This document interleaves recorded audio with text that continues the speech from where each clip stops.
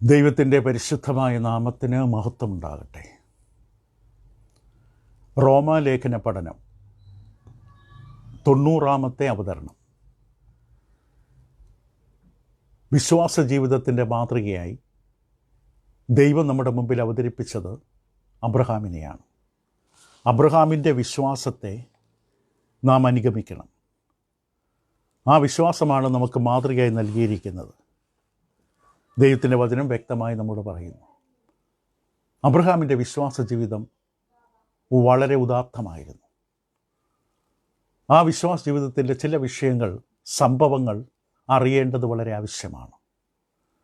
പൗലോസ് യഹൂദന്മാരോട് പ്രധാനമായി സംസാരിക്കുമ്പോൾ അവരെ സംബന്ധിച്ച് അബ്രഹാമിൻ്റെ ജീവിതം കാലക്രമത്തിൽ അവർക്ക് സുപരിചിതമാണ്. ഒരുപക്ഷെ നമുക്ക് അത്ര വ്യക്തമായ അറിവുണ്ടാകണമെന്നില്ല പൂർവ്വപിതാവായ അബ്രഹാമിനെക്കുറിച്ച്. അതുകൊണ്ട് അബ്രഹാമിൻ്റെ ജീവിതത്തിലെ വളരെ സുപ്രധാനമായ ചില സംഭവങ്ങൾ നാം അറിഞ്ഞിരിക്കേണ്ടത് ആവശ്യമാണ്. അബ്രഹാമിനെ ദൈവം കൽദയ പട്ടണമായ ഊർ എന്ന ദേശത്തു നിന്ന് വിളിച്ചു. അബ്രഹാം ഹാരാനിലേക്ക് പോയി.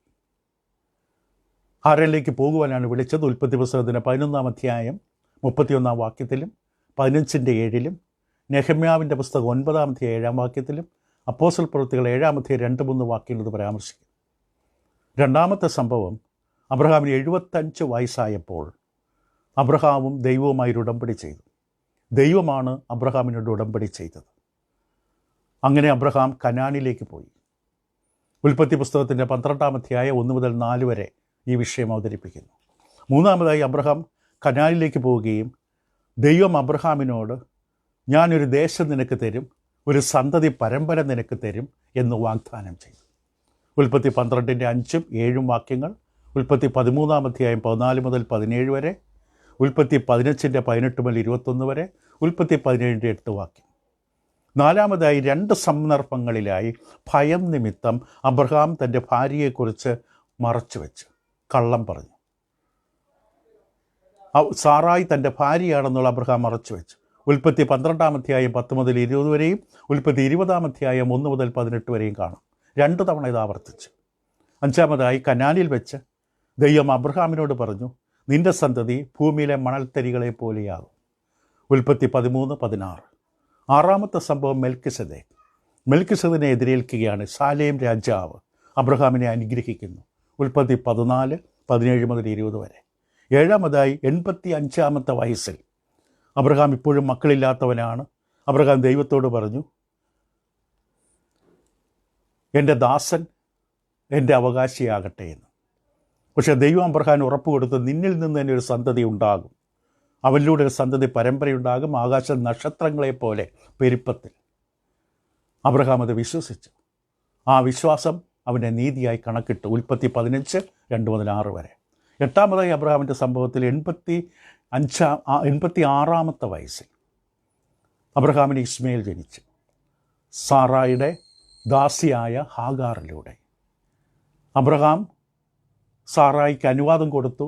അത് നിമിത്തം സാറായി ഹാഗാറിനോട് വളരെ മോശമായ തരത്തിൽ പെരുമാറി. ഉൽപ്പത്തി 16-ാം അധ്യായം ആദ്യത്തെ 16 വാക്യം. 9-ാമത്തെ സംഭവം, അബ്രഹാമിന് 99 വയസ്സായപ്പോൾ അബ്രാം എന്ന പേര് മാറ്റി അബ്രഹാം എന്ന പേരാക്കി.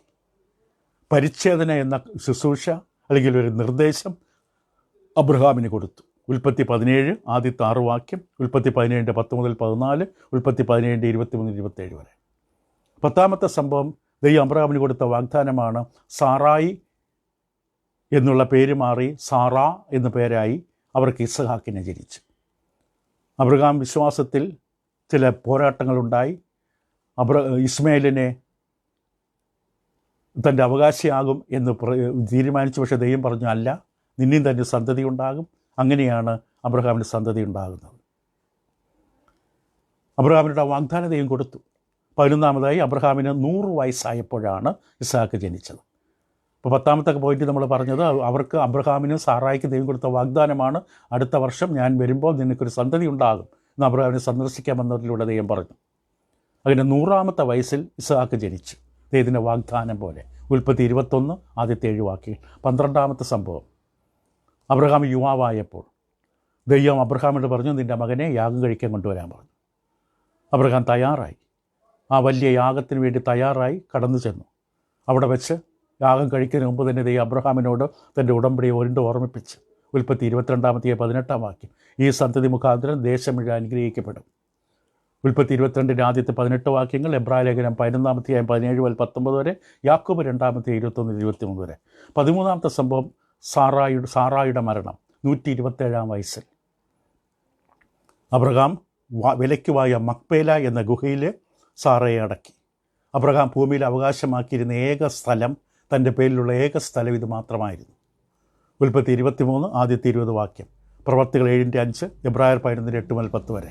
അവസാനമായി അബ്രഹാം മറ്റൊരു സ്ത്രീയെ കല്യാണം കഴിച്ചു. കെത്തൂറ എന്ന പേരുള്ളൊരു സ്ത്രീയെ കല്യാണം കഴിച്ചു. പല മക്കൾ അവരിലൂടെയും ഉണ്ടായി. ഉൽപ്പത്തി 25-1-4 വരെ. 175-ാമത്തെ വയസ്സിൽ അബ്രഹാം മരിച്ചു. സാറയെ അടക്കപ്പെട്ട അതേ സ്ഥലത്ത് തന്നെ അബ്രഹാമിനെ അടക്കി. ഉൽപ്പത്തി 25-7-10 വരെ. ഇപ്പോൾ ദൈവത്തിൻ്റെ പരിശുദ്ധാത്മാവ് പൗലോസിലൂടെ നമ്മോടും പറയുന്നത്, അബ്രഹാമിൻ്റെ ജീവിതത്തെക്കുറിച്ച് എഴുതിയത് അബ്രഹാമിനെ വിചാരിച്ച് മാത്രമല്ല, നമ്മെ വിചാരിച്ചും കൂടിയാണ്. അബ്രഹാം ദൈവത്തെ വിശ്വസിച്ചു. നാം അതിനെക്കുറിച്ച് കഴിഞ്ഞ ദിവസം പറയുകയുണ്ടായി. അബ്രഹാം ദൈവത്തെ വിശ്വസിച്ചു. ഈ പഠനം നമ്മൾ അവസാനിപ്പിക്കുന്നതിന് മുമ്പായിട്ട് അബ്രഹാമിൻ്റെ വിശ്വാസ മാതൃക പിൻപറ്റുവാൻ നമ്മോടുള്ള ആഹ്വാനത്തിൽ നാം മനസ്സിലാക്കുന്ന ചില കാര്യം കൂടി പറയാൻ ആഗ്രഹിക്കുന്നു. ചിലർ തെറ്റായൊരു ചിന്താഗതി വെച്ച് പുലർത്തിയിട്ടുണ്ട്. റോമാലേഖനത്തിൻ്റെ അടിസ്ഥാനത്തിൽ നാം ദൈവത്തിൽ വിശ്വസിച്ചാൽ മാത്രം മതി. കർത്താവായ യേശുക്രിസ്തുവിലുള്ള വിശ്വാസം ആവശ്യമില്ല. ദൈവത്തിൽ മാത്രം വിശ്വസിക്കുക. കാരണം അബ്രഹാം ദൈവത്തെയാണ് വിശ്വസിച്ചത്. അപ്പോൾ നമ്മൾ കർത്താവ് യേശുവിനെ വിശ്വസിക്കേണ്ട നിർബന്ധമുള്ള കാര്യമല്ല എന്ന് ചിലർ ചിന്തിക്കുന്നു, അങ്ങനെ പഠിപ്പിക്കുന്നു. അപ്പോൾ ഈ അധ്യായത്തിൽ തന്നെ 4-ാം അധ്യായത്തിൻ്റെ 5-ാം വാക്യം വായിക്കുമ്പോൾ 5-24 വാക്യം ഇങ്ങനെ കാണാം. എങ്കിലും അഭക്തനെ നീതീകരിക്കുന്നതിൽ വിശ്വസിക്കുന്നവർ അവൻ്റെ വിശ്വാസം നീതിയായി കണക്കിടുന്നു. ഈ വാക്യങ്ങളുടെ ആധാരമായി ഉപയോഗിക്കുന്നത്. കൂടാതെ 24-ാം വാക്യം, നമ്മുടെ അതിക്രമങ്ങൾ നിമിത്തം മരണത്തിനെ ഏൽപ്പിച്ച് നമ്മുടെ നീതീകരണത്തിനായി ഉയർപ്പിച്ചു മരിക്കുന്ന നമ്മുടെ കർത്താവ് യേശുവിനെ മരിച്ചവരിൽ നിന്ന് ഉയർപ്പിച്ചവനിൽ വിശ്വസിക്കുന്ന നമുക്ക്. ഈ വാക്യങ്ങളുടെ അടിസ്ഥാനത്തിൽ ചിലരുടെ ധാരണ ദൈവത്തിൽ വിശ്വസിച്ചാൽ മതി. കർത്താവ് യേശുവിനെ വിശ്വസിച്ചാലും ഇല്ലെങ്കിൽ അത് വലിയ പ്രശ്നമല്ല, നിർണായക വിഷയമല്ല. പക്ഷേ പൗലോസ് അപ്പോസ്തലൻ എന്താണ് വ്യക്തമായി പറഞ്ഞത്? ഈ തരത്തിലുള്ള തെറ്റായൊരു വ്യാഖ്യാനത്തിന് ആവശ്യമില്ല. ഇവിടെ 3-ാം അധ്യായത്തിൻ്റെ 26-ാം വാക്യത്തിൽ പൗലോസ് പറഞ്ഞു, താൻ നീതിമാനും യേശുവിൽ വിശ്വസിക്കുന്നവനെ നീതീകരിക്കുന്നവനുമാകേണ്ടതിന്. ഇപ്പോൾ കർത്താവ് യേശു ക്രിസ്തുവിൽ വിശ്വസിച്ചാൽ മാത്രമേ നാം നീതീകരിക്കപ്പെടുകയുള്ളൂ എന്ന് 3-ാം അധ്യായം 26-ാം വാക്യത്തിൽ പറഞ്ഞതാണ്. ഇപ്പോൾ ഈ 4-ാം വാക്യം അങ്ങനെ തെറ്റായി വ്യാഖ്യാനിക്കേണ്ട കാര്യമില്ല. ഇപ്പോൾ പൗലോസ് ഇവിടെ ദൈവത്തിൽ വിശ്വസിക്കുക എന്ന് പറഞ്ഞാൽ മൊത്തം ഉൾക്കൊണ്ടുകൊണ്ടുള്ള അക്കോമഡേറ്റീവ് ലാംഗ്വേജ് എന്ന് പറയും. എല്ലാം ഉൾക്കൊണ്ടുള്ള ഒരു ഭാഷ മാത്രമാണ്. അല്ലാതെ ദൈവത്തിൽ മാത്രം വിശ്വസിക്കുക എന്ന് പറഞ്ഞാൽ കർത്താവിൽ വിശ്വസിക്കേണ്ടെന്നല്ല പൗലോസ് പറയുന്നത്. എന്നാൽ 3-ാമത്തെ 26-ാം വാക്യത്തിൽ കൃത്യമായി പറഞ്ഞു, ദൈവം താൻ നീതിമാനും യേശുവിൽ വിശ്വസിക്കുന്നവനെ നീതീകരിക്കേണ്ടതിനും ആകേണ്ടതിന്. യേശുവിൽ വിശ്വസിക്കണം. ഹൃദയം കൊണ്ട് യേശു ക്രിസ്തുവിനെ വിശ്വസിക്കണം. അതിനെ കൊണ്ട് യേശു കർത്താവെന്ന് ഏറ്റുപറയണം. അത് വളരെ ആവശ്യമാണ്. അപ്പോൾ പൗലോസ് അപ്പോസ്തലൻ വ്യക്തമായി ദൈവം എന്ന് പറയുമ്പോൾ അത് കർത്താവ് യേശുവിലുള്ള വിശ്വാസം ഉൾക്കൊള്ളുന്നുണ്ട്. അതാണ് ക്രിസ്തീയ വിശ്വാസം. മാത്രമല്ല, നമ്മൾ ദൈവത്തിലുള്ള വിശ്വാസം നമ്മൾ പറയുമ്പോൾ അത് ക്രിസ്തുവിലുള്ള വിശ്വാസം വേണ്ടെന്ന് അതിനകത്ത് പറയുന്നില്ല. യോഹന്നാൻ 14 കർത്താവ് യേശു അപ്പോസ്തലന്മാരോട് പറഞ്ഞു, നിങ്ങൾ ദൈവത്തിൽ വിശ്വസിപ്പോൾ എന്നിലും വിശ്വസിപ്പീൻ. ഞാൻ മുകളിൽ നിന്നുള്ളവനെ നിങ്ങൾ വിശ്വസിക്കാഞ്ഞാൽ നിങ്ങളുടെ പാപങ്ങളിൽ മരിക്കും. യോഹന്നാൻ 8. അതുകൊണ്ട് ഈ തരത്തിൽ തെറ്റായ വ്യാഖ്യാനത്തിൻ്റെ ആവശ്യമില്ല. അവിടെ വ്യക്തമായി പറഞ്ഞു, കർത്താവ് യേശുവിനെ മരിച്ചവരിൽ നിന്ന് ഉയർപ്പിച്ചവനിൽ വിശ്വസിക്കണം. കർത്താവ് യേശു ക്രിസ്തു ദൈവമാണ്. 3-ാമത് അബ്രഹാം ജീവിച്ച കാലഘട്ടം ശ്രദ്ധിക്കണം. ഇന്ന് നമുക്ക് കർത്താവ് യേശു ക്രിസ്തുവിനെ കുറിച്ച് അറിയാൻ കഴിയുന്ന പോലെ പൂർണ്ണമായ അറിവ് അബ്രഹാമിനില്ല. അബ്രഹാം എങ്കിലും ദൈവത്തിൻ്റെ വാഗ്ദാനത്തിൽ വിശ്വസിച്ചു. നിൻ്റെ സന്തതി എന്ന് പറയുന്ന ആ വാഗ്ദാനത്തിൽ അബ്രഹാം വിശ്വസിച്ചു. ഉൽപ്പത്തി 22-18 അവിടെ ദൈവം അബ്രഹാമിനോട് ഇസ്ഹാക്കിനെ യാഗം കഴിക്കാൻ ഒരുങ്ങി നിൽക്കുമ്പോൾ അബ്രഹാമിനോട് ദൈവം പറഞ്ഞത് ഇപ്രകാരമാണ്. ഉൽപ്പത്തി 22-ാം അധ്യായത്തിൻ്റെ 18-ാം വാക്യത്തിൽ, നീ എൻ്റെ വാക്ക് അനുസരിച്ചതുകൊണ്ട് നിൻ്റെ സന്തതി മുഖാന്തരം ഭൂമിയിലുള്ള സകല ജാതികളും അനുഗ്രഹിക്കപ്പെടുമെന്ന് ഞാൻ എന്നെക്കൊണ്ട് തന്നെ സത്യം ചെയ്തിരിക്കുന്നു എന്ന് യഹോവ അരുളിച്ചെയ്യുന്നു. നിൻ്റെ സന്തതി എന്ന് പറയുമ്പോൾ അബ്രഹാമിൻ്റെ സന്തതി യേശുവാണ്. പക്ഷേ പൂർണ്ണമായ അറിവ് വിവരമൊന്നും വ്യക്തമായ വെളിപാടുകളൊന്നുമില്ല. ഗലാത്യ ലേഖനം 3-ാം അധ്യായത്തിൻ്റെ 16-ാം വാക്യത്തിൽ പൗലോസ് അപ്പോസ്തലൻ ഈ വിഷയത്തെക്കുറിച്ച് അവതരിപ്പിക്കുമ്പോൾ ഇങ്ങനെ പറഞ്ഞു, എന്നാൽ അബ്രഹാമിനും എൻ്റെ സന്തതിക്കും വാഗ്ദത്തങ്ങൾ ലഭിച്ചു. സന്തതികൾക്കുമെന്ന് അനേകരെക്കുറിച്ചല്ല, നിൻ്റെ സന്തതിക്കുമെന്ന് ഏകനെക്കുറിച്ചത്രേ, അത് ക്രിസ്തു തന്നെ. അപ്പോൾ ഒരു വിധത്തിൽ ദൈവം അബ്രഹാമിനോട് സുവിശേഷം പ്രസംഗിക്കുകയായിരുന്നു. ഗലാത്യലേഖനം 3-ാം അധ്യായത്തിൻ്റെ 8-ാം വാക്യത്തിൽ അവിടെ പൗലോസ് അപ്പോസ്തലൻ ഇപ്രകാരമാണ് ഗലാത്യലേഖനം 3-ാം അധ്യായം 8-ാം വാക്യത്തിൽ പറഞ്ഞത്: ദൈവം വിശ്വാസം മൂലം ജാതികളെ നീതീകരിക്കുന്നത് തിരുവെഴുത്ത് മുൻകണ്ടിട്ട് നിന്നിൽ സകല ജാതികളും അനുഗ്രഹിക്കപ്പെടുമെന്നുള്ള സുവിശേഷം അബ്രഹാമിനോട് മുമ്പ് കൂട്ടി അറിയിച്ചു. അപ്പോൾ അബ്രഹാം ദൈവത്തിൽ വിശ്വസിച്ചു എന്ന് പറഞ്ഞാൽ ദൈവം പറഞ്ഞ വാഗ്ദാനങ്ങൾ വിശ്വസിച്ചു. തൻ്റെ സന്തതി മുഖാന്തര ഭൂമി അനുഗ്രഹിക്കപ്പെടുമെന്ന വാഗ്ദാനം വിശ്വസിച്ചു. ഇപ്പം നാം ഈ വശത്താണ് ജീവിക്കുന്നത്. അബ്രഹാം ക്രൂസിന് മുമ്പുള്ള കാലഘട്ടത്തിലാണ്. കർത്താവ് യേശുവിനെക്കുറിച്ചുള്ള പൂർണ്ണമായ വെളിപാടുകൾ ഇല്ലാതിരുന്നിട്ട് പോലും അബ്രഹാം ദൈവത്തിൽ വിശ്വസിച്ചു. ഈ കാലത്ത് നമുക്ക് ദൈവം ക്രിസ്തുവിനെക്കുറിച്ച് വ്യക്തമായ വെളിപാടുകൾ നൽകിയിരിക്കുന്നു. അപ്പോൾ ഈ വിഷയം നമ്മൾ അവസാനിപ്പിക്കുമ്പോൾ റോമലേഖനം 4-ൽ നിന്ന് നമ്മൾ വിടവാങ്ങുമ്പോൾ അബ്രഹാമിൻ്റെ വിശ്വാസം അസാധാരണ വിശ്വാസമാണ്, വിസ്മയകരമായ വിശ്വാസമാണ്. നമ്മുടെ കയ്യിലുള്ളതുപോലെ ബൈബിൾ അബ്രഹാമിൻ്റെ കയ്യിലില്ല വായിച്ച് പരിശോധിക്കാൻ. ദൈവത്തിൻ്റെ വാഗ്ദാനമല്ലാതെ അബ്രഹാമിന് മറ്റൊന്നുമില്ല. ആ വാഗ്ദത്വത്തിലാണ് വിശ്വാസത്തിൽ ബലപ്പെട്ട് ഉറച്ച് വിശ്വസിച്ചത്. താൻ ഒറ്റയ്ക്ക് ഏകനായി നിന്നാണ് വിശ്വസിച്ചത്. തൻ്റെ ചുറ്റും അവിശ്വാസികളുടെ, പുറജാതികളുടെ, വിഗ്രഹാരാധികളുടെ സമൂഹമാണ്. അദ്ദേഹത്തിൻ്റെ കയ്യിൽ പരിശോധിക്കാൻ മറ്റൊരു ഗ്രന്ഥങ്ങളില്ല, വിശ്വാസജീവിതം നയിച്ചവരുടെ രേഖകളില്ല. അദ്ദേഹം ചരിത്രം എഴുതാൻ സഹായിക്കുകയാണ്, പക്ഷെ പരിശോധിക്കാൻ വേറെ രേഖയില്ല. എന്നിട്ടും അബ്രഹാം ദൈവത്തിൽ വിശ്വസിച്ചു. നമ്മുടെ വിശ്വാസത്തിൻ്റെ മാതൃകയായി നിൽക്കുകയാണ്. സകല വിശ്വാസികൾക്ക് മാതൃകയായി, വിശ്വാസികളുടെ പിതാവായി അറിയപ്പെട്ടു. അബ്രഹാമിൻ്റെ വിശ്വാസം നമ്മൾ സംഗ്രഹിക്കുമ്പോൾ കാണാൻ കഴിയുന്നതാണ് റോമലേഖനം 4-ാം അധ്യായത്തിൻ്റെ വെളിച്ചത്തിൽ. ദൈവം അബ്രഹാമിനോട് പറഞ്ഞത് അബ്രഹാം വിശ്വസിച്ചു. ദൈവം അബ്രഹാമിനോട് എന്താണോ പറഞ്ഞത് അബ്രഹാം അത് വിശ്വസിച്ചു. തൻ്റെ മാനുഷിക ബുദ്ധിക്ക് നിരക്കാത്തതാണ് ദൈവം പറഞ്ഞത്. 100-ാമത്തെ വയസ്സിൽ മകനുണ്ടാകും, 99-ാമത്തെ വയസ്സിൽ പ്രത്യക്ഷപ്പെടുമ്പോൾ സാമാന്യ ബുദ്ധിയിൽ ഉൾക്കൊള്ളാൻ കഴിയാതെ ഉള്ള കാര്യം. എന്നിട്ട് അബ്രഹാം വിശ്വസിച്ചു. തൻ്റെ സുബോധത്തിന് തെളിവുകളില്ല. താൻ പറയുന്ന കാര്യം, വിശ്വസിക്കുന്ന കാര്യം തെളിയിക്കാൻ പറ്റില്ല. എന്നിട്ട് അബ്രഹാം വിശ്വസിച്ചു. ദൈവം എങ്ങനെ സാധിക്കുമെന്നുള്ളതിനെക്കുറിച്ച് സംശയമുണ്ടായിരുന്നിരിക്കാം. എന്നിട്ടും വിശ്വാസത്തിൽ ക്ഷീണിച്ചില്ല, സംശയിച്ചില്ല, അവിശ്വാസം വരാൻ അനുവദിച്ചില്ല. തൻ്റെ വിശ്വാസത്തിൽ തുടർന്നു പിടിച്ചു നിന്നു, മുറുകെ പിടിച്ചു നിന്നു. ദൈവം ആ വിശ്വാസം കണ്ടു, അതവന് നീതിയായി കണക്കിട്ടു. ഇത് അനേകം ആൾക്കാർ ലോകത്ത് യേശുവിനെ വിശ്വസിക്കുന്നു, ദൈവത്തെ വിശ്വസിക്കുന്നു എന്ന് പറയാറുണ്ട്. പക്ഷേ അബ്രഹാമിൻ്റെ വിശ്വാസത്തിൻ്റെ അടുക്കൽ അവരെത്തില്ല. വളരെ പരിധികളും പരാധീനതകളും പിഴവുകളുമുള്ളവരാണ് അനേക ആൾക്കാരുടെ വിശ്വാസം. ഒരു നടന്ന സംഭവം ഇങ്ങനെ നമുക്കറിയാം. ഈ കയർ കുറുകെ കെട്ടി വലിയ കെട്ടിടത്തിൻ്റെയും മറ്റു വല്ലതിൻ്റെയും മുന്നിൽ 2 വശത്തും കയർ കെട്ടിയിട്ട് നടക്കുന്ന ഒരു മനുഷ്യനുണ്ടായിരുന്നു. എൻ്റെ ശരിക്കുള്ള പേര് ജീൻ ഫ്രാങ്കോയിസ് ഗ്രാവലറ്റ് എന്നാണ്. അദ്ദേഹത്തെ അറിയപ്പെടുന്ന ചുരുക്കപ്പേര് ദ ഗ്രേറ്റ് ബ്ലോണ്ടിൻ എന്ന് തൽക്കാലം നമുക്ക് അദ്ദേഹത്തെ വിളിക്കാം. അദ്ദേഹം ഒരു ഫ്രഞ്ചുകാരനാണ്. വലിയ വടം നീളത്തിൽ കെട്ടി അതിൻ്റെ മുകളിൽ കൂടെ നടക്കും. ഇപ്രകാരം 19-ാം നൂറ്റാണ്ടിൽ ജീവിച്ചിരുന്ന മനുഷ്യനാണ്. ഒരിക്കൽ അദ്ദേഹം നയഗ്ര വെള്ളച്ചാട്ടത്തിൻ്റെ കുറുകെ ഈ വടം വലിച്ചു കെട്ടി അതിൻ്റെ മുകളിലൂടെ നടക്കുകയാണ്. അദ്ദേഹം ഒരു നയാഗ്ര വെള്ളച്ചാട്ടൻ്റെ ഒരു വശം കാനഡയും മറുവശം അമേരിക്കയുമാണ്. അദ്ദേഹം കയറിലൂടെ നടന്ന് അമേരിക്കയുടെ വശത്തേക്കെത്തി. ആയിരക്കണക്കിന് ആൾക്കാർ തടിച്ചുകൂടി. അദ്ദേഹം ജനക്കൂട്ടത്തെ നിശബ്ദമാക്കിക്കൊണ്ട്, അവർ കൈയടിച്ച് അഭിനന്ദിച്ചപ്പോൾ ജനക്കൂട്ടത്തെ നിശബ്ദമാക്കിക്കൊണ്ട് അവരോട് പറഞ്ഞു, ഞാൻ ഈ കയറിലൂടെ മറുകരയിലേക്ക് വീണ്ടും പോവുകയാണ്. പക്ഷേ ഈ തവണ ഞാൻ പോകുമ്പോൾ ഞാൻ ഒരാളെ തോളിൽ ചുമക്കാൻ ആഗ്രഹിക്കുന്നു. നിങ്ങൾക്ക് എന്നിൽ വിശ്വാസമുണ്ടോ?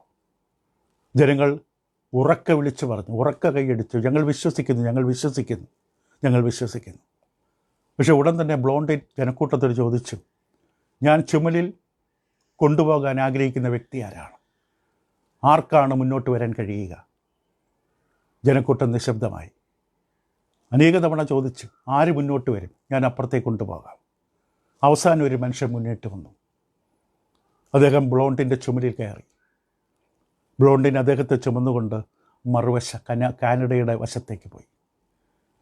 നമുക്ക് ആയിരക്കണക്കിന് പേർ ഈ മനുഷ്യനെ വിശ്വസിക്കുന്നു പറഞ്ഞുവെങ്കിലും ഒരു വ്യക്തി മാത്രമാണ് താൻ വിശ്വസിക്കുന്ന കാര്യത്തിൽ തൻ്റെ ജീവനെ ഏൽപ്പിച്ചു കൊടുത്തത്. താൻ എന്തു വിശ്വസിക്കുന്നു എന്ന് പറയുന്നുവോ ആ വിഷയത്തിൽ തൻ്റെ ജീവനെ തന്നെ തന്നെ ഏൽപ്പിച്ചു കൊടുത്തത് ഒരേ ഒരു വ്യക്തിയാണ്. അതാണ് വിശ്വാസം. അബ്രഹാമിൻ്റെ വിശ്വാസം വെറും പൊള്ളയായ വാക്കല്ല, വെറും അർത്ഥമില്ലാത്ത പാട്ടുകളല്ല, ശൂന്യമായ പദങ്ങളല്ല.